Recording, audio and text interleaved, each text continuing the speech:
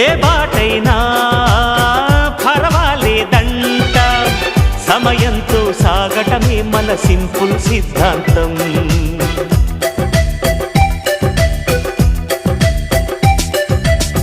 చిరుగాలికి పరిమళమిచ్చే సిరిమల్లెల వనమై ఉందాం, గగనాన్ని నేలను కలిపే హరివిల్లుల వంతెన అవుదాం. ఆనందం అంటే అర్థం మనమందా, ప్రతి పూట పాటై సాగే హుషారు సరిగమలో. ఎన్నో ఎన్నో రాగాలుండే సంగీతం కాదా, చల్లకి నవ్వుల కేరింత.